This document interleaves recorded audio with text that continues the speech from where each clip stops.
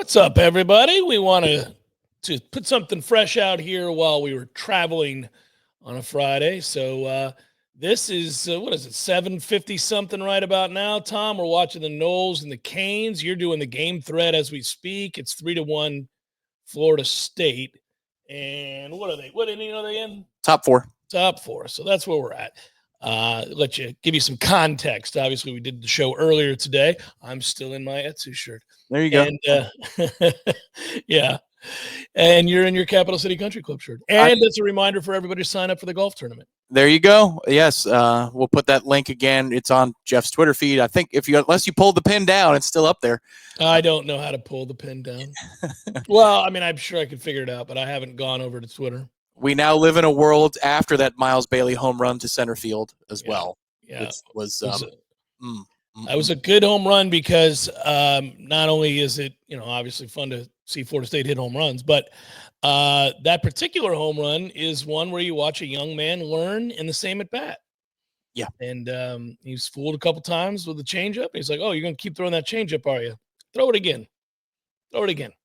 And I'll sit back on it and go to left center. So get you some of that with your stupid shift. Yeah, over the batter's eye after Max had already hit a 2-run missile down the right. Now, if that was – he's going to play in the major leagues. We all know this. If he was playing in Atlanta tonight, he might have killed somebody in the chop house because they have that are high up. That was right in somebody's nose in the chop house. That was an absolute. He's got that beautiful, violent, flat swing that's just, man, he gets on top of the baseball, and it's a whole lot of get you some. Yeah, it really is. Yeah, and he'll let you know about it. Oh, of course he will. Of course he will. And Miles, you know what's funny is that they just showed a replay of that home run, the close-up of him and the swing. Mm-hmm. And I don't know. Did he get another one? He's going to right center. It's off the base of the wall. I don't know that he's caught one yet. Like, truly, with everything he's got, I don't know that he's caught one. I don't think, not one with everything that he's got. No, not yet. He has hit a couple bombs. Max has that 458-foot shot. That is, I mean, sweet Jesus. He has caught several in his career where he got every ounce of it. Yeah, Max has. The one he hit earlier this year, quietly thunderous, was the one against USF down there. That ball was crushed. And what's funny about it is I think the announcer was just kind of caught off guard and sort of gave there's a fly ball to center. I'm like, fly ball to center, bitch, that's going to be out over the street. What are you talking about? It turned out to be way out. I just don't think they realize, like, he has that kind of power, dude. You don't want to get it wrong the other way. You don't want to be the guy. I mean, look, John Sterling, how many clips of him over the last 5 years? Buffoon, just a buffoon. If you're going to err on the side of being very conservative as a play-by-play guy. But sometimes it's very obvious. I mean, yes, you can be fooled, but sometimes you're like, well, guys, the ballpark's not good. Eric made me laugh last week. Eric Llewellyn did. There was one where I got to give him credit. I meant to text him. He sounded like Woody does when somebody hits a 3 against Florida State in basketball. Johnson with the 3. It's just like you don't even you barely says his name. Johnson 3. Yeah. When the road team hits one. Yeah. That's it. So like on this home run, he was like, swung on. That's going to tie the game. I was just like, okay, all right, there you go. Yeah, that's well out of there, huh? Yeah, but it was funny because it was only like in the third inning, so whatever it was, and we ended up winning the game anyhow. But yes, it was. I get every now and then you get one of those. I always laugh because I have great memories of Lee Bowen's home run calls, and obviously the story I've told many, many times on the air about stepping on one of those calls. I think you would have stepped on Miles Bailey's that call tonight because it's the same situation. It's on the road. I know that it's not high stakes late innings, but it's a hated rival. It's on the road. You're already feeling jazzed up after Max bends one around the pole in right field. And you're feeling it a little bit because now 2-0 Noles. All right, we're shaking off that Mercer result, and then Miles goes yak. And it's the best home runs that you see live are the ones that feel like they continue to rise as they're clearing the wall. Yeah, the center fielder for Miami, did the kind of cursory jog back there, kind of like, yeah, guys, that's we got an issue here. Well, I didn't realize that I didn't double check today. I should have that. They had just gotten swept by Wake and Miami's. I don't think my man's long for this world in that job. By the way, Ortega. I think JD's in a little bit of trouble. Yeah, I would tend to agree. Base hit scores a run for Jackson West. Hey-o, going up. Oh, okay. It had to have been a base hit, but yeah. It was sawed off to left field, but it was well struck. It was well struck. It's a base hit. Yeah, they're 74th, I think, in the RPI. When I looked it up earlier today, Miami. Yep. Yeah, that's obviously needless to say, but I will point out that's a very, very proud baseball program, and for good reason. They've got to be a little bit beside themselves right about now, watching 27-30 campaign a year ago. That'll hurt your feelings. It's not exactly packed tonight at Alex Rodriguez Field. Well, it's Thursday. I'll give them a little break. We'll see about tomorrow. Oh, come on. First day of the NCAA tournament. It's Thursday. I'm giving them a little bit of. They ain't playing in it. Well, no, they're not. But I'll give you a little bit of leeway. It's a national holiday for a lot of people, buddy. That's true.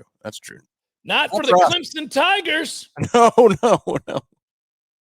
So Wade dropped the 2-3 on him. I saw this on Twitter. They had not run the 2-3 zone all season long, and they waited to drop it on Clemson. I got to give Brad Brownell all the credit in the world. Did you hear his post-game press conference? No, of course not. It was awesome. And the reason it was awesome is I'm sure his fans or the fans of Clemson are not happy, obviously losing today in a 12-5 matchup after setting the school record for victories this year in a season with 27. That'll hurt your feelings. What'd you get that year? You broke the school record. Bounced in the first by McNeese State? That's right. That's what the hell I got. Their first tournament win in program history. That's what we got. We got bounced in the first game. But anyhow, yeah, we won as many games as Florida State did in the tournament this year. But the way he handled it was superb. He sat down. He's like, well, credit to them. Obviously, they played great. They did something we weren't prepared for, and I got to take blame for that. Frankly, we hadn't seen that on tape from them at all in any game, and I think it took us a while to get adjusted. I think we had a hard time with it, and then he's like, but that's on me, And I just think we picked a real bad day to have a bad day. So. Any questions? It's kind of like, all right, there you go. Pretty solid. That's the truth of it, too. That's the nature of the tournament. If you have a bad day. Yeah. Well, well, honestly, and I've brought this up so many times over the years whenever you lose, it could be the first game, second game, third game, you're always upset. People always are upset. And then invariably they blame the coach. But sometimes it's as simple as we couldn't make any shots. And like at one point in the interview, he's sitting there talking. He goes, well, I think we missed like our first 12 shots. So we hadn't done that this year. So I was trying to think of a way to calm him down. I was like, you got to feel kind of helpless, Yes. And you especially feel that way if you're a kid who missed like your first 3 shots in the first half because it comes down to a basket. In the end, it comes down. I know it's a garbage time. It's 4 points, really, but It comes down to, in your mind, it comes down to a basket. No, it's got to suck. Yeah, the big center that torched us with his physicality had all of 1 point today. Well, you could describe quite a few centers in the league like that. Yeah. Well, yeah, the big white center for Clemson. He had 1 point. One. Yeah. Thanks for the 1 point, my man. Appreciate you out there today. Go get him. Thanks for that point. You worked hard for that point, did you? I would be so pissed. Come on, my man. We're out here in the NCAA tournament. You're going to give me a point? That's worse than 0. It really is. It really is. It was like when we got the gift safety against Oklahoma in the national championship game and lost 13-2 or whatever. Like, oh, okay. And in some ways, I held on to that 2 points. We didn't get shut out. We got a safety, damn it. Florida's got a couple like that with us, too.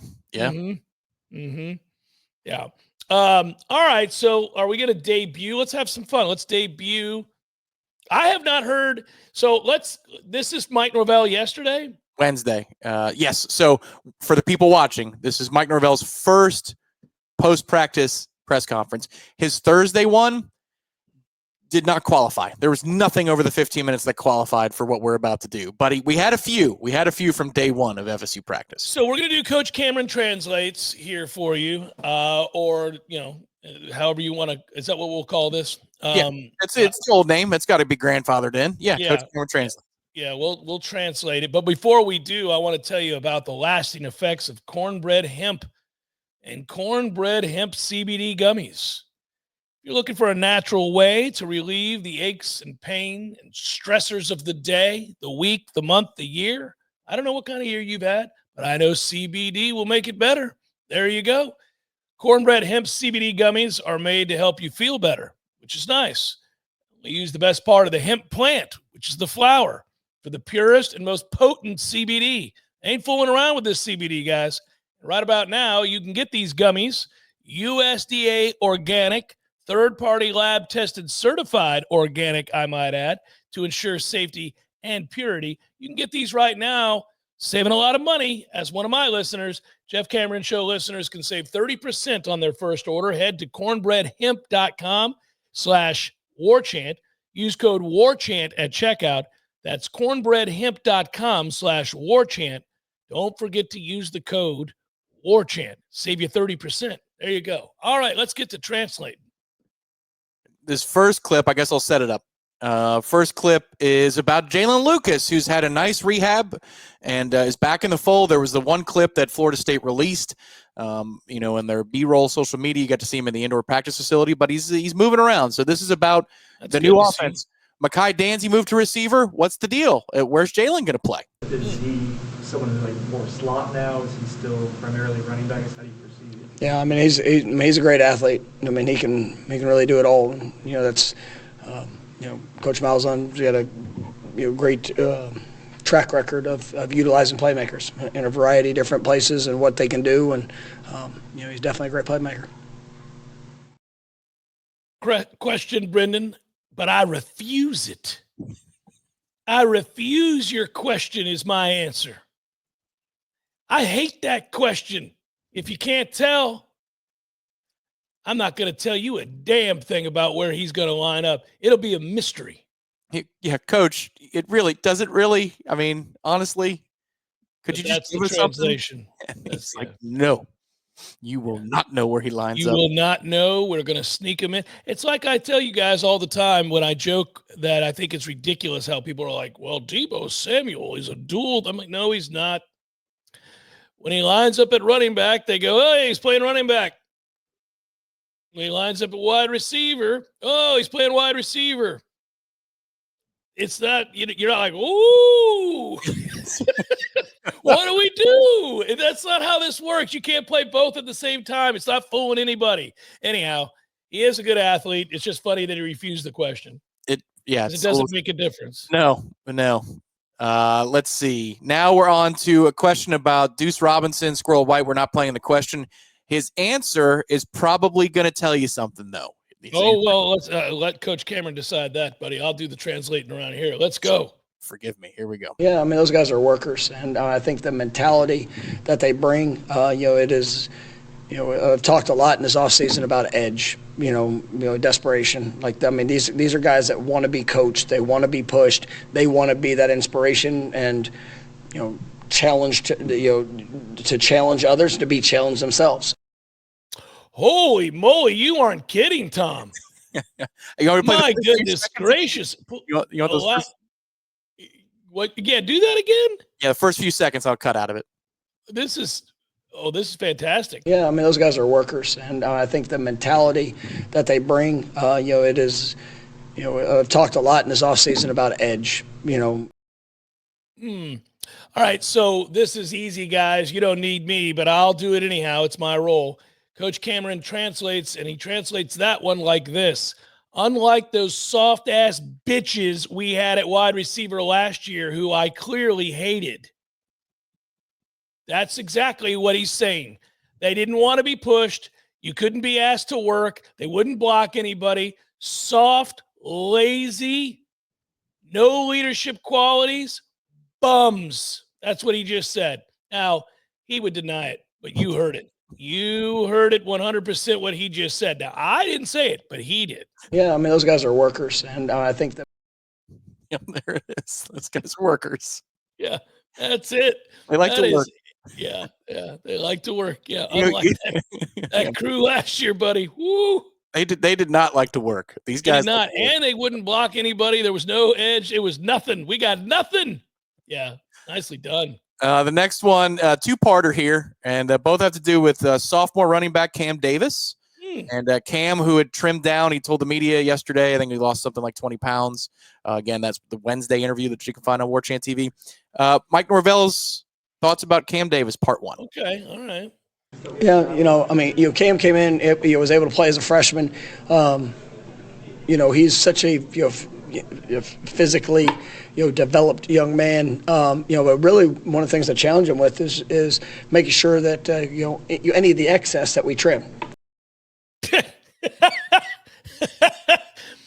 Okay, so we see the muscles and all, but what y'all don't see is that giant paunch he showed up with last year. His fat ass. I've been trying to ride him to lose some weight.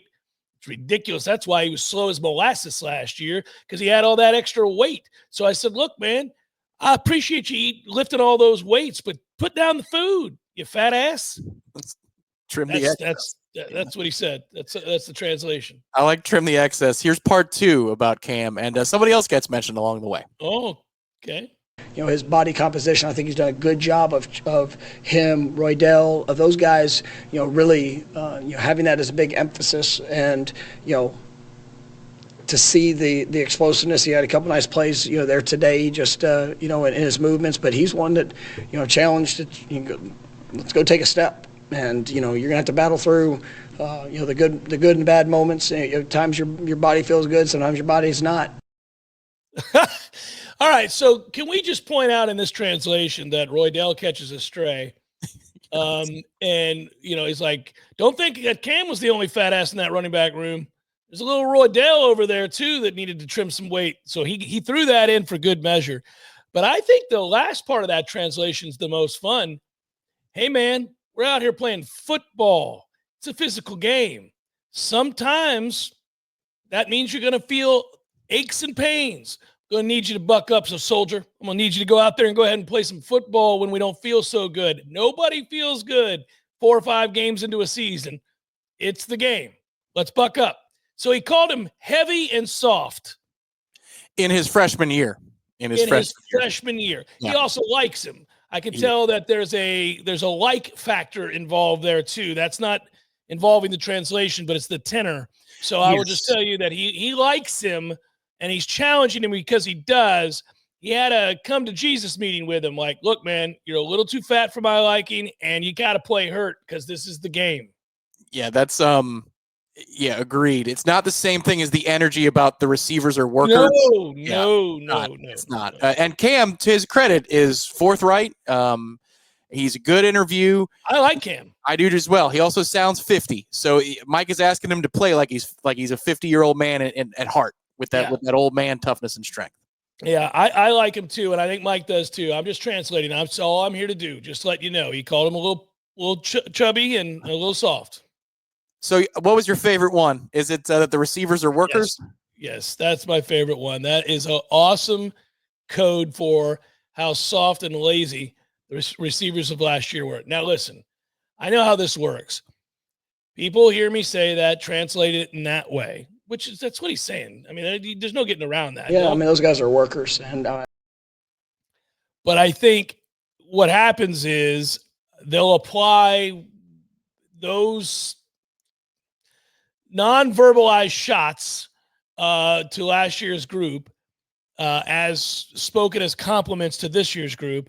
People will look at me saying that and they'll say, oh, well, you think he thinks that Ja'Kai Douglas is soft? You think he thinks – I'm not saying he's saying that about all the receivers, but I think collectively he was disgusted by that group last year.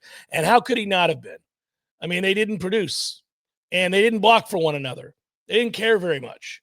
It didn't seem at times. Now, some of them were also victimized by horrible quarterback play, horrible line play. It's not all the receivers' fault that we stunk, but they were not good. Agreed on all fronts. It's the line play. I think that shot a lot of people's heart, like holes in their heart, and they were affected by it. And it's hard not to be. I keep thinking of Dominic Robinson. He just lets him go by. That's the first game of the year, and it's a 19th year senior. Yeah. That's one where you go back, you say, Maurice just didn't block the guy. And I'm sure because Atkins is suspended, Fertitta's like, what? No, look at the film. He didn't block the guy. We can look at just didn't block him. And Fertitta's probably going, oh, I'll be damned. He didn't. He's just yeah. Hey, man. Hey, Maurice. Yeah, we got to try to block the guy. There's a game going on. What are we doing? The ball was snapped. You snapped it. You know when the play starts. Yeah. You snapped it. You couldn't have been confused or caught off guard. You snapped it. Yeah. That was something. I will tell you, because I saw that when it happened. We were both sitting next to each other there in Ireland. Oh, great seats. That was incredible. Anyhow. That was the view we had, too. It's 50 yards. What are they doing? They gave up the best seats in the house to the media. Hey, if we ever go back there, although if Mike's the coach, we never will. But I'll just say this, that I loved it. I loved it. I hated the result, but I love the experience, of course. I love the country of Ireland. I love the people of Ireland. I love the pubs of Ireland. I like the food in Ireland. I like everything about Ireland. I love that stadium. I like the way they treated the press. I like everything about it. I'll remember it very, very well. I did an interview for a show back here in the States outside of that stadium, and was walking to a place where I could get some quiet. And it was this quiet little open ground area in this little neighborhood right next to the stadium. And sometimes that's my happy place. I just want to go back right there.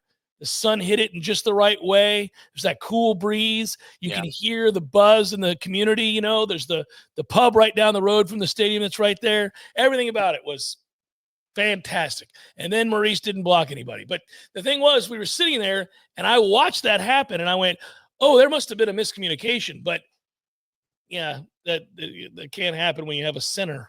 We made friends too. We made pretty good friends in the old storehouse in Ireland. I think if we just decided to take a trip out there in the next few years, we could probably contact them and they'd let us set up shop and do a show or two. So it's a write-off. It's a nice work vacation. Yeah. I think that's something that's possible, because that first day that we were out there for those live shows, that also had a breeze in the courtyard. It was like the right size crowd. Not that we don't love the huge crowds that we got, but it was like the right size because you could actually have a conversation with the person on the other side of the beer garden when we went to break. Like that was the nice breeze. That was a cool place. Yeah. It was a cool place. Now it was a bear to try to get to the bathroom. But it was a cool place. Winding upstairs. I ran into Corey there, and we were both trying to get to the bathroom, and everybody was chit-chatting. Yeah. Like, man, I really got to pee. I did like that one. I won't name it. We already named the very old bar that we went to record the pod, which is awesome. But the place where our friends were staying upstairs, I love that pub. All the bartenders there you walk in, they want to know how you're doing. They want to have a conversation. I love that about that place. Well, I'm not going to, I'll be careful about, I don't necessarily want to get political here, but one of the reasons that I like the pubs in Ireland, this is true of Scotland too. That is a respected profession and they get a living wage. Yeah. Mm-hmm. So you are dealing with grownups who take their jobs seriously. Not kids who are trying to go through college. These are grown-ups who take their job seriously. They engage. They're smart. They listen. They're surveying their bar to make sure everything's taken care of and properly. And it's just they're on top of their game at all times, man. You're right. You could tell, like the clothes, the bartenders are like, man, this guy's like independently wealthy. But to your point, yes, that's right. It is a profession. It's an honored profession, and it should be. Yeah. So, I respect it. It's a doffing of the cap to the fine folks of Ireland. Anyhow. Florida State's kicking that ass right now as I'm updating the thread. It's 8-1. It's a thing of beauty. If we could run rule these bitches for all 3 games, it would be something. The I mean, that would be something that would resonate for years. First of all, if we win all 3 games, if that is 6 straight over Miami. And then secondly, if you run rule them, first of all, we run ruled Florida 2 of the 3 games last year, which was really cool. But deep down, you knew Florida was probably pretty good. At some point, they were going to play well. They chose the right time to play well. The postseason, where they were one of the last 4 teams standing, which is ridiculous after that average regular season. But you could see it in there. And I don't want to just besmirch the entirety of this situation in Miami, but I will tell you, where are the good players for Miami? Like, where are they? It's not like watching Florida last year where I'm like, they got some guys, they got some dudes. But watching Miami, I'm like, I don't know. Like, where are the guys? We're in trouble, Mike. Yeah. They're in trouble. Yeah. So at least at this point through 4 innings, Bellini has the look of somebody who wants to throw a complete game. I don't know if they're going to let him. And it's not necessarily about stuff. He understands the lead, and he's pitching to it. So the first out of the bottom of the 4th was to deep center at the base of the wall. But he's trying to move this puppy along. So he's at 43 pitches through 4. I love that because you're trying to save your arms. You know the bullpen's a little shaky. Anything I can do to strengthen our Friday and Saturday cause, just a little detail like that's good. And then the rally in the 4th for Florida State, a bunch of singles, and then the best part, injury to insult, a little routine grounder to second with 2 outs, runners on first and second, and your boy knobblocks it. He knobblocks it. And that's how we score our 8th run of the game. Yeah, well, we brought up earlier today their fielding percentage. I brought that up before the day and gave you the air total on the season, which was over 20. Yeah, that's right. And there's a reason I brought that up. So good that it happened.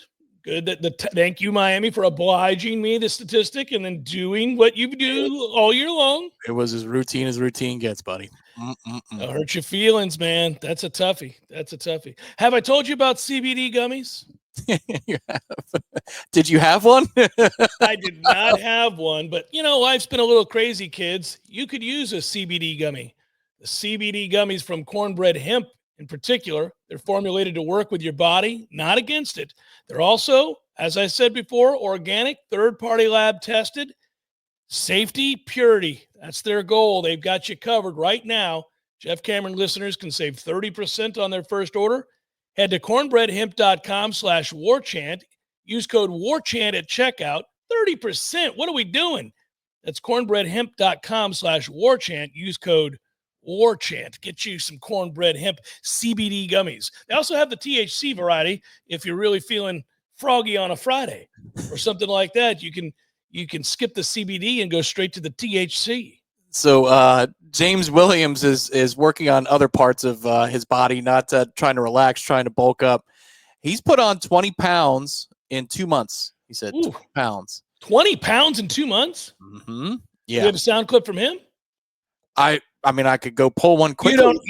You don't have to pull it up, but that's 20 pounds. So he thanked a whole bunch of people. He wasn't like an acceptance speech, but he was being asked about it. And obviously Josh Storms is one of them, the people, but he thanked the nutritionist, and he was talking about how the nutritionist has changed the way that he's everything about what he's putting into his body.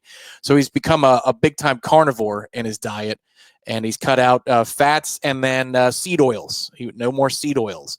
Anyway, he looks the part because when he got here, you're like, okay, the numbers look good in the tackles for loss in the sack department, but he kind of looks like a thin safety. Yeah.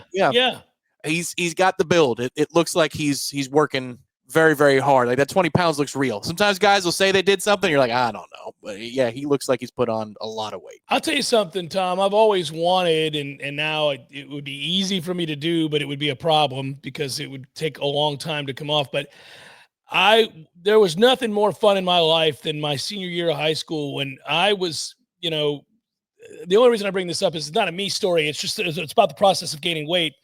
I was 190 pounds or what. I was trying to get up over 200 pounds, and I worked at an ice cream store, for Christ's sakes.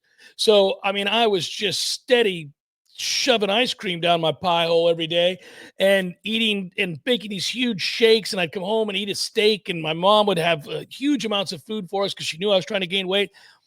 And I always think about Robert De Niro in Raging Bull, where he put on, whatever it was, 38 pounds.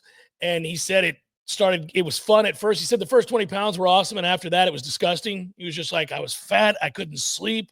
I struggled to breathe. And they were waking me up in the middle of the night to have me eat these peanut butter sandwiches at 3:00 in the morning. And he's like, it was awful.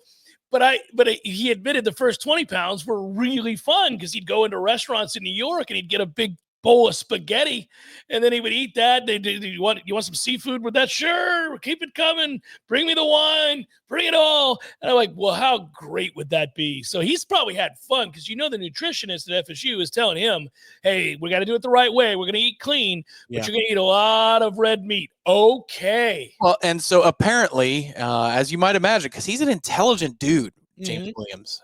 He said his fiance is a nutritionist as well, so he's getting help from everybody in the team, because these guys, they're almost like, if you're a high priced college football player, you're almost like a prized driver or golfer, you have to have a team now. Yeah. You got to have a crew, and so it sounds like he's hitting on that on all fronts. As I'm saying that, I'm watching Link Jarrett's interview in the bottom half of the fifth down at Light.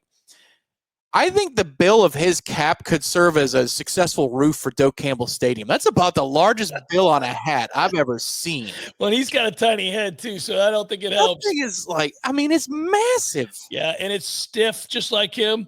Yeah, it's great.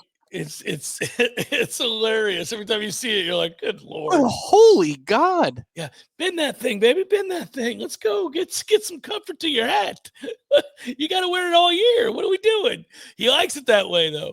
All right, dude. We're on vacation, guys, and we appreciate you. Thanks for tuning into this. And Tom, I hope you're having a good vacation. Well, it's a vacation. It's a long weekend. Yeah, we're back on Monday. We're back live on Monday. Going to see family, and don't you worry though. I'll be in touch Saturday morning because I'm working with the channel for the interviews. So this is a working vacation, but going to see my nephew who's graduating college here very, very shortly, which is a little scary. It's really cool, very, very cool to think about.